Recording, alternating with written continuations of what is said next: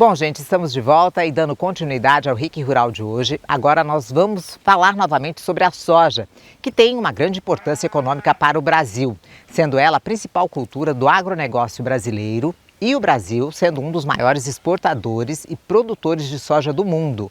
A expansão da cultura da soja no país foi impulsionada pela demanda internacional e pelo clima favorável em várias regiões do nosso país. A soja contribui para a economia nacional de diversas formas, entre outras, gerando emprego e renda para milhões de agricultores e também trabalhadores rurais, e ainda fornecendo matéria-prima para as indústrias de óleo, farelo, biodiesel, alimentos e cosméticos. E também como item importante na pauta das exportações brasileiras. Mas você conhece a história desse grão, sua origem no Brasil e no Paraná? E o que vai acontecer com a soja até 2050? Não? Então você vai saber agora. Bom, mediante todas essas informações que nós falamos agora e nesse momento onde inicia-se a safra de verão 2023-24, onde a soja tem o seu protagonismo no Brasil e no Paraná, não é diferente, eu vim até a Embrapa Soja de Londrina conversar com o pesquisador Décio Luiz Gazzoni, que junto com o Amélio Dallagnol escreveram esse livro, A Saga da Soja de 1050 a 2050. Um documento, um retrato, uma radiografia do que é a soja nesse tempo todo de sua existência até nesse momento que a gente está vivendo aqui no Paraná e também no Brasil. Muito obrigado, viu, Décio, por receber a gente. E eu queria que você falasse para a gente a história da soja, a sua origem, quando e onde ela começou. A soja, ela tem o seu centro de origem no nordeste da China, lá na região da Manchúria. O quando ainda é um tanto obscuro. Para escrever esse livro, Sérgio, nós fizemos muita pesquisa, principalmente em estudos arqueológicos, e embora a gente encontre referências de que a soja era usada até 5.000 anos antes de Cristo, nós nunca conseguimos comprovar isso em nenhum trabalho científico. Nós conseguimos retroagir até em torno de 1000 e poucos antes de Cristo. Por isso, já o subtítulo do livro é de 1050 antes de Cristo. Então, a partir daí que ela passa a ser utilizada na China, começa a domesticação dela. Da China, ela irradia para outros países asiáticos, Indonésia, Vietnã, Japão, que são os países que teve o consumo inicial. E ela era utilizada já como fonte proteica, já diversos produtos são dessa época, natô, tofu, shoyu, e mesmo brotos, grãos de soja eram utilizados na alimentação da população. Então essa é a origem dela. E ela se popularizou onde? Bom, aí o que acontece? Com as grandes descobertas lá na Idade Média, o período daquelas grandes expedições, houve muitas expedições para o Oriente, e aí ela é introduzida na Europa. Os primeiros registros são no Jardim Botânico da Holanda, em torno de 1750, depois ela vai para um Jardim Botânico na Inglaterra, em seguida é levada para os Estados Unidos. Mas nesse período, veja bem, há uma pequena mudança.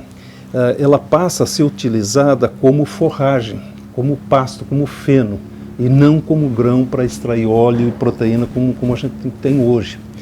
E isso durou uns 70, 80 anos, era o dominante nos Estados Unidos. Só aí em meados do século passado, em torno de 1930, por aí, que começa a mudança e o aproveitamento do grão. No Brasil, ela entra no final do século XIX, em torno de 1880, e, ironicamente, ela entra pela Bahia, pelo Recôncavo Baiano, na Escola de Agronomia lá de Cruz das Almas. Mas eram variedades utilizadas nos Estados Unidos, clima frio, alta latitude, e na baixa latitude, lá próxima a Salvador, ela simplesmente não cresceu, ficou uma plantinha pequena e não avançou. Eu falo ironia porque hoje o oeste baiano é um dos grandes produtores de soja, justamente graças ao desenvolvimento tecnológico brasileiro que adaptou a soja para baixas latitudes. Daí ela é levada para o Instituto Agronômico de Campinas, ainda sendo utilizado como forragem por pecuaristas paulistas. é levada para o Rio Grande do Sul, para o noroeste do Rio Grande do Sul, naquela região de Santa Rosa. E aí é que começa a chamar a atenção a possibilidade de ser utilizado industrialmente. Então, tem a primeira indústria de processamento, é instalada naquela região de Santa Rosa, os primeiros produtores começam a entregar seus grãos, e aí é que começa o processamento de óleo e de proteína. E a partir daí vem a história recente. Nos anos 70, a grande fonte de proteína para a alimentação, arraçoamento do gado no mundo, era a farinha de peixe. E houve um problema de abastecimento de farinha de peixe, o preço da proteína disparou no mundo, e todo mundo ficou procurando uma fonte que pudesse produzir proteína em grande quantidade, grande escala e barata. E aí se descobriu, entre aspas, a soja para essa finalidade. Então ela começa a expandir nos Estados Unidos primeiro e no Brasil depois. No Brasil ela começa a avançar do Rio Grande para o norte, mas tinha aquela mesma limitação que eu falei antes. Eram variedades americanas, adaptadas a climas frios e altas latitudes. Então precisou realmente de um esforço de pesquisa, foi um pesquisador nosso da Embrapa quem descobriu isso, e a gente adaptou ela para baixas latitudes. Aí ela se espalhou, São Paulo, Minas, Mato Grosso do Sul, Mato Grosso, Bahia, hoje está em Piauí, está em Roraima, está no Brasil inteiro, perfeitamente adaptado. E no Paraná? Aqui onde a gente vive, a soja tem um protagonismo, assim como no Brasil, mas no Paraná, com essa pujança toda e tendo inclusive a Embrapa Soja aqui em Londrina. A colocação da Embrapa Soja em Londrina, aqui no norte do Paraná, ela teve uma visão de futuro. Justamente se quis colocar a Embrapa pesquisando soja nessa região de transição, porque já se imaginava que a soja migraria para o centro do país, para as regiões de cerrados. Mas ela ingressa no Paraná, nas regiões mais frias, Ponta Grossa, no sul, no sudoeste, depois ela começa a migrar para o oeste, Cascavel, Toledo, Campo Mourão, etc. Vem para o norte, vai para o noroeste, Maringá, as regiões de Paranavaí, etc. Em que ano isso? Isso começa nos anos 70 e se acentua nos anos 80 e consolida nos anos 90. Então, hoje o Paraná já foi o principal produtor de soja, hoje o Mato Grosso é o maior produtor, mas o Paraná se consolida ao longo do tempo como um grande produtor de soja, principalmente nesse sistema de safra, safrinha, soja, milho. E por que ela se deu tão bem aqui, hein?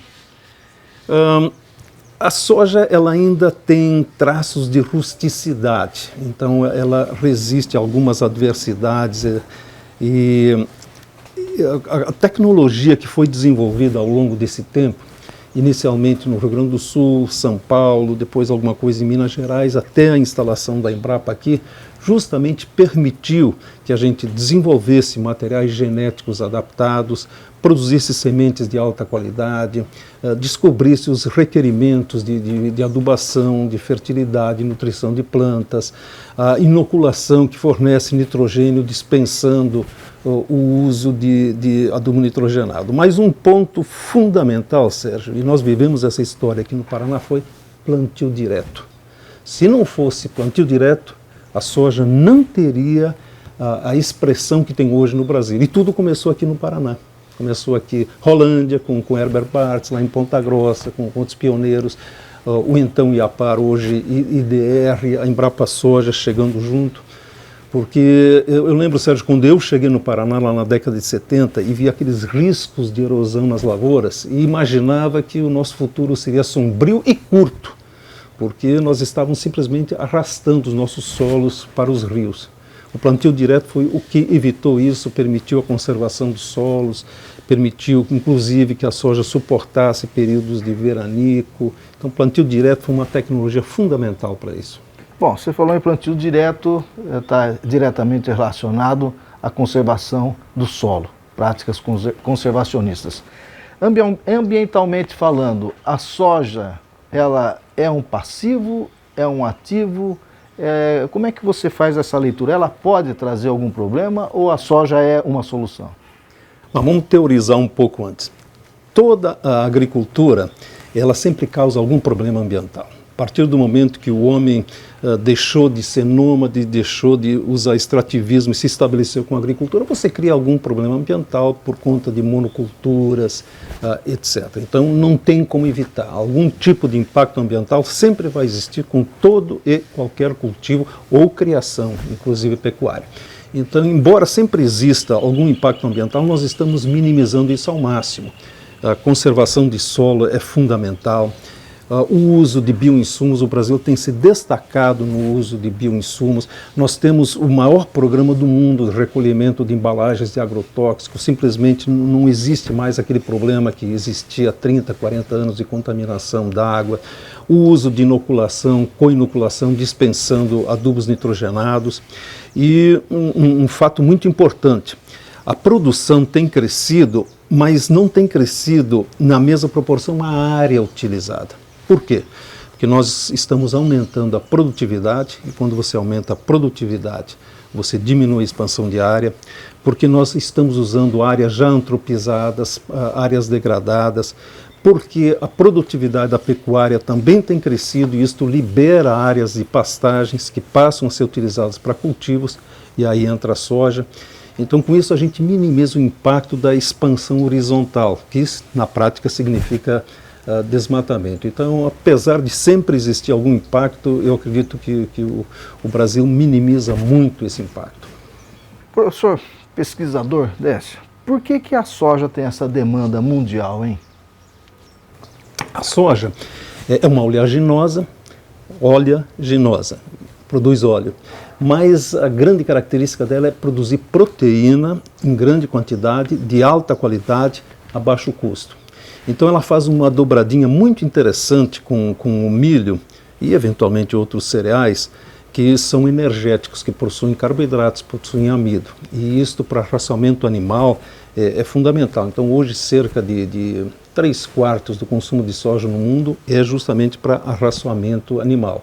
Então ela é uma fonte proteica, produz em grande quantidade, de alta qualidade e a um custo muito baixo comparativamente às demais.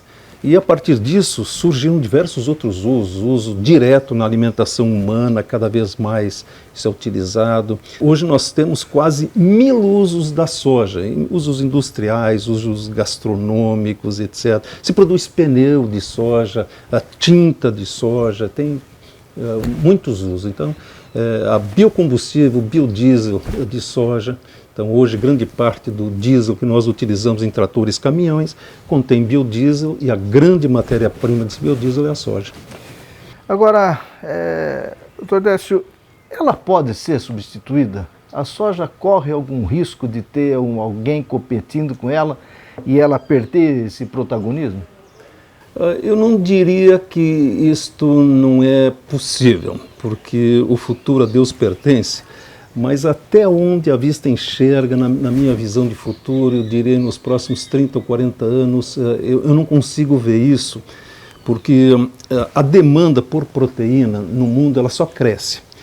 Ela cresce em parte porque cresce a população mundial, mas cresce principalmente porque aumenta a renda per capita.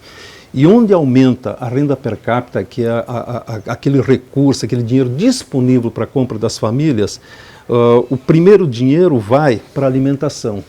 E o segundo dinheiro vai para melhorar a qualidade da alimentação. E aí entra a questão proteica, principalmente proteínas animais. Então, esse arraçoamento, a soja servindo como fonte proteica para animais, é fundamental. E é difícil você imaginar, eu ao menos não conheço, outra fonte proteica, pode ser vegetal, pode ser animal, que permita produzir tanta proteína de qualidade elevada a tão baixo custo. Então pode ser até que daqui 30, 40 anos se descubra, mas hoje eu não vislumbro isso, a gente projeta aí um mercado líquido e aberto para a soja nos próximos anos. Bom, gente, o livro A Saga da Soja, do pesquisador Décio Gazzoni e também de Amélio Dallagnol, pode ser baixado gratuitamente. É só apontar o seu celular para o QR Code que está aparecendo aí na sua TV e pronto. Já pode ler e conhecer a história da soja no mundo e no Brasil.